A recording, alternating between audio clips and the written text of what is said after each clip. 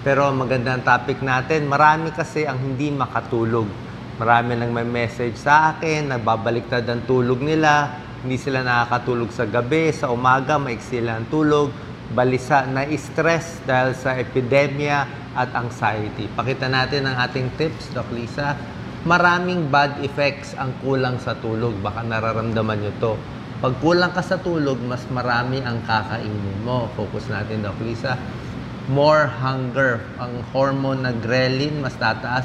50% tataas ang chance mo na tumaba. Kasi nga gutom eh. Diba? Puyat ka, binabawi sa pagkain. Prone ka rin sa mga aksidente. Hindi lang car accident, sa bahay, baka matumba ka. 33% increase ng dementia risk sa utak. Higher risk ka rin for depression, anxiety, at yung pag-iisip. Ito po, hindi maganda. Nakakatanda ang kulang sa tulog at laging puyat. 4 years on the average, tatanda ang utak natin. Ito pa, masihina katawan natin, mas tatamaan tayo ng mga virus, sipon, mga sakit, tataas ang risk for colon cancer, at pati sa diabetes, kasi nga kulang sa tulog, kain ng kain, mas tataas ang blood sugar, mas tataas ang blood pressure pag puyat. Okay? Pati heart disease, at mas 3 times tatamaan ng sipon. So ito yung mga bad effects pag kulang sa tulog. Kaya huwag natin ibinabaliwala ang puyat. Okay? Gaano karaming tulog ang kailangan nyo? O, tingnan natin, ha? So, sa mga bata, mga sanggol, ang tagal nila matulog. 12 hours, 15 hours. Sa teenagers, 8 to 10 hours. So, focus tayo sa pinaka-konti, at least 8 hours teenagers.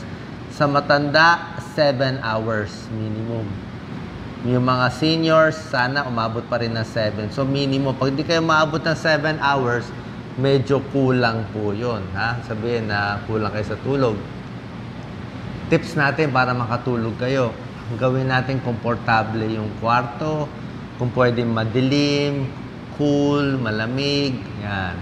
Matulog ng parehong oras gabi-gabi. So, pilitin nyo kung alas 10, alas 11, ganun pa rin. Sasanayin nyo yung schedule. Ngayon nga kasi nagkakagulo, nasa loob ng bahay, kaya nagugulo. Kailangan kasi ma-expose ka sa araw eh. Kailangan may araw. So, iwas muna sa maraming soft drinks, kape sa gabi, baka hindi ka makatulog. Kailangan meron kang routine. Magsha-shower, maghihilamos. Huwag kumain ng sobra dami bago matulog, baka bangungutin.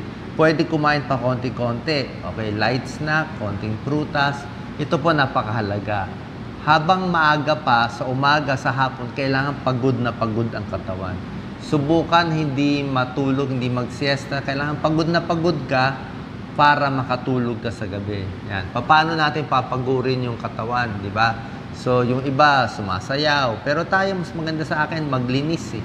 Maglaro, mag-alaga ng bata, maglinis sa bahay, mag-ayos kung ano yung mga kailangan ayusin. Kung may garden kayo, pwede mag-gardening, more physical activity. Meron mga exercise sa mga YouTube, sa Facebook. Kung may chance maglakad, maganda po maglakad. Kasi talaga, maganda na arawan. Ang gusto kasi ng katawan natin, maarawan tayo sa umaga para alam gising. Pag madilim, doon makakatulog. Kung lagi tayo nasa loob ng bahay, hindi tayo nasisikatan ng araw, hindi na alam ng katawan natin, umaga ba, gabi ba. Kaya kahit gabi, gusto gising. Kasi nga hindi pagod. Ito mga tips natin para makatulog. Ito mga no, mga bawal. Huwag kumain ng sobra dami. Iwas muna sa cellphone. Iwas sa alak, sa sigarilyo, sa kape. Sobrang stress at sobrang pagod din. Dapat mag-exercise pero huwag yung sobra sa gabi. Ito napakaganda.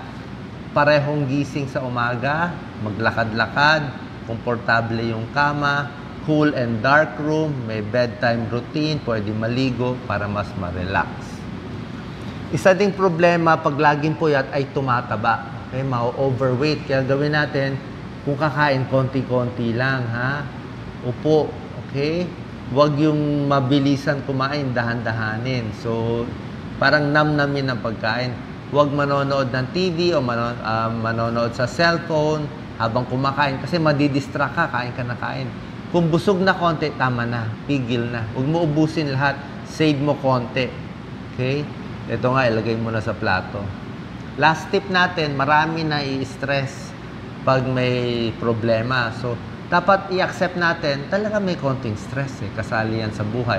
Huwag mo na makinig sa media kasi minsan pag media ang nag-news, laging sensational, nakakatakot, nakakagulat. Yun na nga, para nga panoorin sila nakakatakot. So dito na lang tayo sa mga health tips. Alagaan ang katawan natin, take deep breath, kumain ng healthy, uminom ng 8 hanggang 10 basong tubig, exercise at sleep. Magbigay ng oras, mag-relax, mag-connect sa mga kaibigan mo, at wala naman masama na mag-break, okay? Mahalaga tumulong, pero kailangan alagaan mo rin ang sarili mo.